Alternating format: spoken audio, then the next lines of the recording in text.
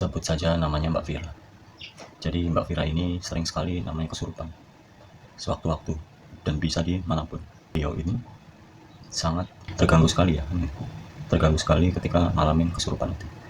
Sosok yang menyerupai itu atau merasukinya itu ya selalu itu aja. Jadi seekor buaya. Jadi ketika Mbak Vira sedang atau mengalami kesurupan, Mbak Vira dia berperilaku seperti buaya, ngoser di bawah, ngoser di bawah kayak buaya. Nah, ada satu kejadian yang bikin Mbak Vira itu merasa mungkin ini puncaknya ya. Jadi ketika beliau itu menikah, jadi posisi lagi di tandur, kalau orang Jawa bilang dijajan, suami istri ya. Ini banyak sekali para undangan yang datang. Itu di momen itu beliau ke rasukan buaya lagi. Terus kemudian berperilaku seperti itu. Itu membuat beliau ini malu ya gitu. Teman-teman para hadirin pada datang, tiba-tiba dia seperti itu kan gitu. Jadi itu yang dialami Mbak Vira kan gitu. Ketika kesurupan buaya, dia langsung berperilaku seperti buaya.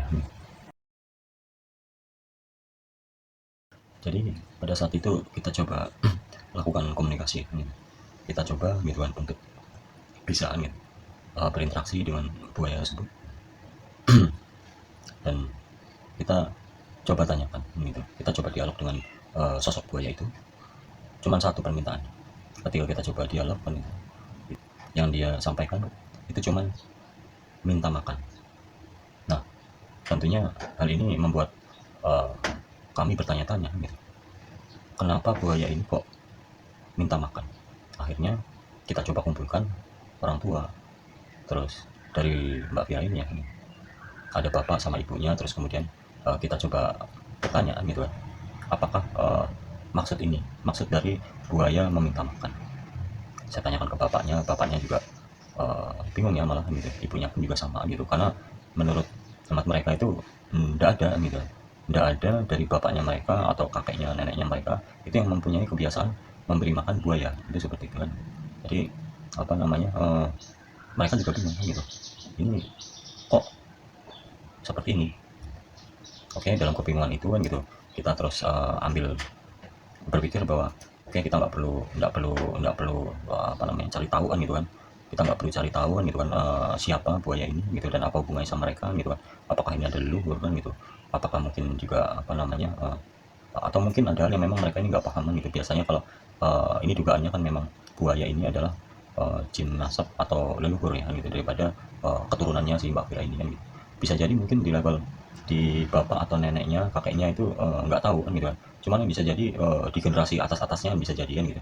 Artinya siapa tahu kan gitu, atau kita duga kan gitu kan. Karena memang nggak ada yang bisa dikonfirmasi kan gitu. Sehingga kita nggak perlu apa namanya, kita nggak perlu apa cari tahu, karena memang sudah mentok ya, sampai bapak ibunya juga nggak paham kan gitu kan terkait dengan hal itu kan gitu kan. Sehingga kita coba tawarkan aja kan gitu kan pada buaya itu kan gitu, karena poinnya dia pun juga minta makan ya kan gitu kan.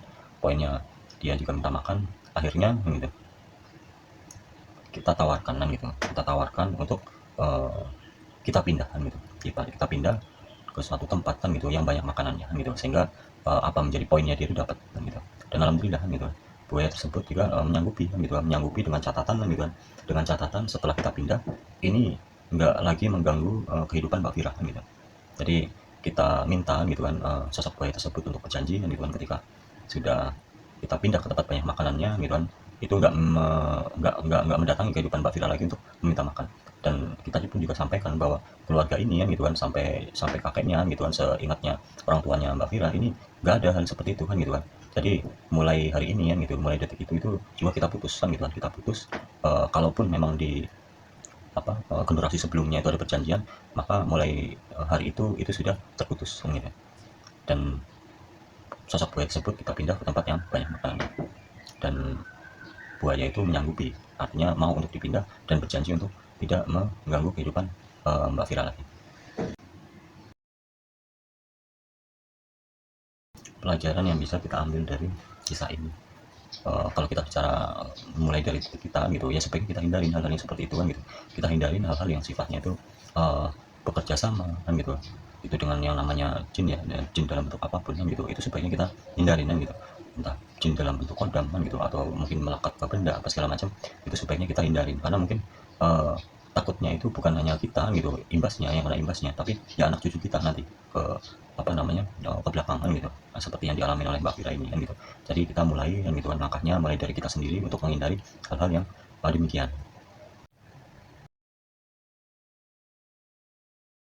Apa yang harus kita lakukan untuk tidak mengalami atau terhindar dari hal demikian? Pastinya ya kita selalu memohon ya perlindungan sama Allah gitu kan dari bentuk apapun gangguannya. Itu seperti itu kan gitu.